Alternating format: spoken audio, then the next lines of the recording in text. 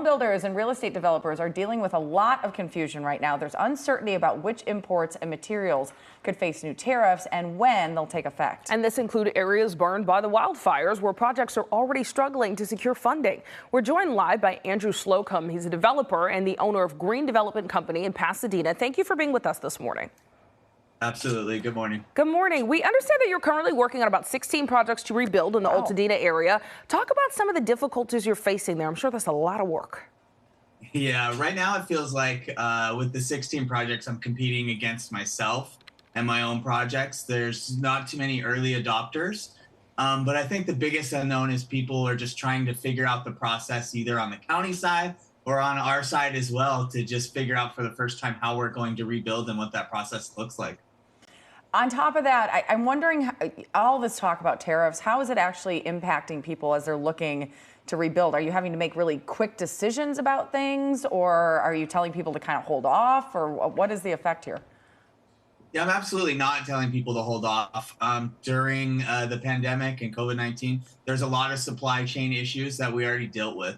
So what we're doing is checking pricing often, checking it when we're doing bids, but also doing what we call a escalation clause in our contracts that's fair to our clients and to the builder as well on when changes, if they do happen. But we're not stopping because of it. We're actually not too concerned that we're going to have a huge change in increase of most of the prices that'll change the project. Interesting. Okay, and a lot of people have the opposite reaction. They're super nervous that prices will rise on a lot of things. What is making you feel so confident that things aren't going to change drastically? The pricing that we're looking at today isn't giving us a concern that the price is going to change so much that we shouldn't rebuild our cities that we lost and build the dream homes that people have lost. I'm really glad to hear that because I think there is so much concern that these neighborhoods aren't going to stay the same, especially in Altadena. Can you talk a little bit about the mood? I was recently in Altadena. I have a friend who lost a home, and it seems like there's such a wide range of emotions going on there. Yeah, I think that's fair. An unknown of when things are going to be built, what's happening. But as you drive around the streets, you see a lot of people working. You see lots that are completely cleared. Yes, absolutely. There's still some that haven't been touched. But I really believe that once you start to see concrete, wood, and nails being put together and these homes being rebuilt, there'll be a new phase of energy. And I think that'll be a motivation for people that are kind of been waiting on the sidelines to get started and to get action going.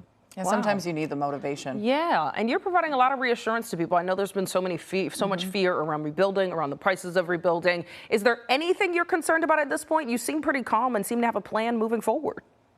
I think my concern is when more people start to get together, there's going to be capacity issues for who's going to do the plans. How is the county going to deal with the big influx of projects coming in?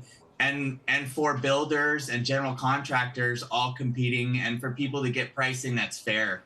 I think that's the biggest concern as capacity builds up and more people start to start their projects again. I really don't feel like there's a lot right now, but there's a lot that's going to be coming up. And I think that's where the concern is, the future. You know, Andrew, I think that's a really good point. It's things you don't think about. I recently was in the Palisades as well, and there's so much traffic that you start thinking about just how wide scale this is when it comes to how many construction crews and that type of thing. That can really put, some stress on the system.